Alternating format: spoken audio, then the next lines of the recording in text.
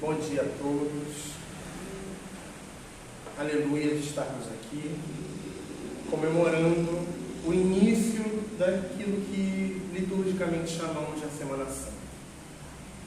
Após lermos a passagem da Paixão de Cristo, desde o momento que a gente passa por toda a Quaresma, estamos hoje no dia de Ramos, é uma preparação para a compreensão e a meditação da paixão de Jesus e nossa preparação para aquele momento que é o mais importante no cristianismo, que é a ressurreição, no qual nós cristãos chamamos carinhosamente de a Páscoa cristã, que é diferente da Páscoa judaica, pelos seus simbolismos, mas elas convergem, pois elas estão intimamente ligadas em seu simbolismo, em sua mística.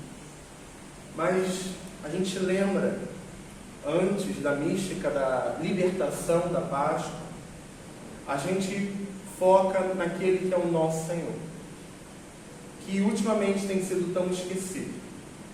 Alguns relembrando a memória das sombras do passado, da antiga aliança, obscurecem a compreensão da nova aliança, obscurecem a compreensão daquele que é o Cristo libertador das consciências. Nós lembramos as profecias do Antigo Testamento como algo que nos direciona para um futuro, não como um sentido em si mesmos, mas como setas que nos direcionam para aquele que vive e reina eternamente. Os ramos são símbolo daquele que entrou triunfantemente em Jerusalém. Era aguardado pelo povo judeu um rei. Era aguardado por várias facções de seitas judaicas o filho de Davi. A restauração da monarquia judaica, a restauração do poder militar, do poder bélico, o rei que carrega um cetro e carrega uma espada, que derruba seus inimigos de corta cabeça. Esse era o rei que era esperado. Era um rei de poder. Alguns esperavam um rei apocalíptico que soltava raio laser dos olhos, de fogo destruidor.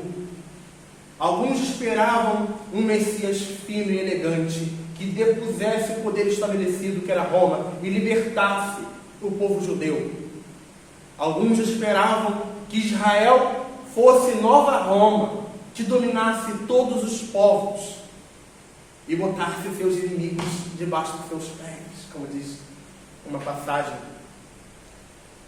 Mas o rei que chegou foi um rei que entrou com um grupo de pescadores, de mulheres, muitos gentios, pagãos, pessoas de outras religiões. Ele entra na abertura, na porta que era preparado para a entrada dos animais da cidade. Ele entra como Cordeiro de Deus, um cordeiro que é oferecido como sacrifício na mesa do altar. Ele entrou triunfantemente, não como um cavalo branco, com os exércitos romanos que eram esperados, não o exército romano, mas exército oposto a Roma. Lembrando, a gente está no mundo ali, onde Roma dominava um mundo conhecido. E dominava, a base da espada. Quem se levantasse contra o poder, morria. O poder da espada e do dinheiro, e das terras. Esse Jesus era um rei que esses símbolos de poder para ele nada significavam. Ele não tinha espada, ele não tinha terra, ele não tinha dinheiro. Ele tinha um grupo de gente esquisita que andava com ele. Um monte de gente esquisita, fanática, com tal do Messias, e eles falavam umas coisas que ninguém entendia. A gente está num tempo onde as coisas eram resolvidas na base da violência. Até hoje, Mas ele falava: ame o seu próximo, cuide daquele que necessita, cure aquele que está enfermo, dê apoio àquele que não tem, olhe para aqueles que ninguém olha. Seja um instrumento de Deus no mundo. Faça a vontade de Deus, que é libertar, curar, amparar, restaurar. Isso era muito esquisito para aquela gente. Isso era uma mensagem que ninguém entendia. E ninguém entende até hoje. E ele entra em seu burro, seu jirico, sua mula, seja lá qual era o animal, mas ele entra num animal que não era nobre. Ele entra com nobreza nenhuma, mas ele é aclamado com os ramos. Ele é aclamado com os ramos em significação de glória. Não era a glória romana, não era a glória dos sacerdotes de Israel, não era a glória de Davi ou a glória de Salomão, com trombetas, bailarinos, animais exóticos. Era assim que era a entrada dos reis em uma cidade, com dançarinos, com músicas, harpas, trombetas, elefante, cavalo, camelo, soldados. Ele só tinha uma multidão de aleijados, de prostitutas. Ele tinha uma legião de gente doente. Ele tinha uma legião de gente trabalhadora, pescadores, marceneiros, pessoas comuns que não tinham glória. Não tinha levitas, não tinha soldados, senadores romanos, não tinha nobreza. Ao contrário, era mal visto, era ralé, era o lixo. E esse lixo entrou em glória em Jerusalém, como a Bíblia nos fala, mas não era a glória dos olhos humanos. Com certeza, no mundo espiritual, uma legião de anjos poderosos abria um caminho para ele.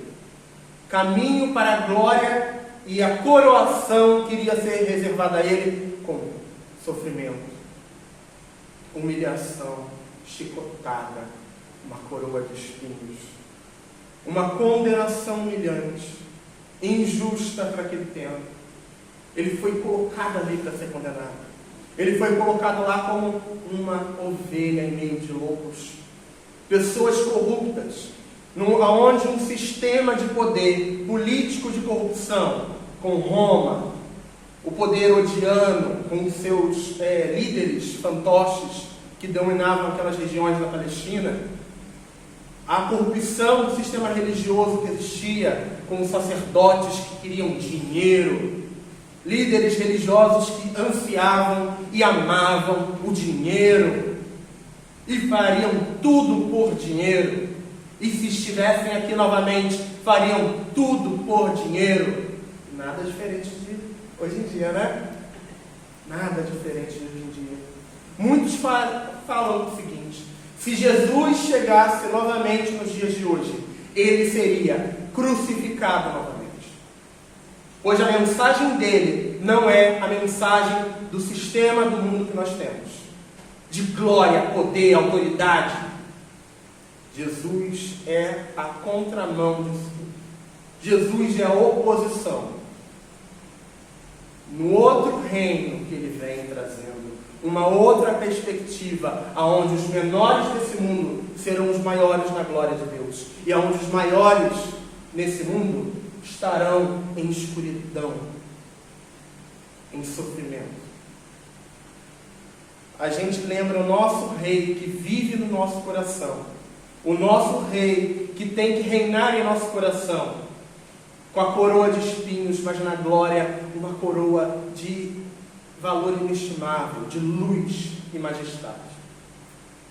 A gente lembra com os ramos, humildemente, que oferecemos no altar de Deus. Nós oferecemos a nossa gratidão, a nossa alegria de estarmos na casa dele, de forma sincera, oferecendo o nosso coração a ele, a nossa vida àquele que reina sobre nós, aquele que deve reinar no mundo, mesmo que o mundo rejeite a mensagem dele. O mundo pode conhecer muito de teologia, podem falar de religião, podem falar de cargo, autoridade, conhecimento, mas Cristo quer o seu coração, com sinceridade.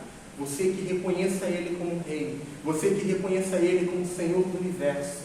Ele só pede uma coisa: que você seja uma pessoa boa, que você seja uma pessoa humilde, uma pessoa que rejeite a maldade que te bate na porta todo dia. Ele quer que você abra o seu coração para o Espírito de luz, o Espírito de adoção, que é o Espírito Santo de Deus, que vem trabalhando na sua vida, que vai trabalhando na sua existência, que vai trabalhando em todos os sentidos daquilo que você é, para a gente reconhecer aquele que morreu crucificado, mas naquele momento, onde ele estava em sepulcro, Deus o ressuscitou, Deus o preparou, mesmo no sofrimento, na injustiça, na dor, no sofrimento, no sangue do sacrifício do cordeiro que é oferecido no altar, dos antigos sacerdotes. O sangue, hoje nós lembramos, através da Eucaristia, através do pão e do vinho, que nós beberemos nessa manhã, o sangue do Cordeiro Eterno que nos redimiu, que não olhou a nacionalidade, não olhou a seu status social, não olhou nada, ele só olhou o quê? Aqueles que são humildes de coração e que querem receber a vida eterna. Deus te chama, venha receber a luz da vida eterna daquele que chama todos os dias a sua alma, todos os dias o mundo. Se você acha, eu sou indigno de receber a Deus, eu sou indigno, ele lembra que até aquele que estava crucificado com ele, hoje mesmo você estará comigo no paraíso. Ele quer salvar a todos e não quer que nenhum dos seus filhos se perca. Hoje nós temos a oportunidade de reconhecer aquele que é Rei em nós. Glória ao Filho de Davi. Hosana aquele que vem. Maranata aquele que virá em glória e poder. Mas ele já veio para você. Ele já veio no seu coração. Com luz, bondade e amor. Quem tem ouvidos para ouvir, que ouça a palavra daquele que é único e eterno, para todo sempre. Amém.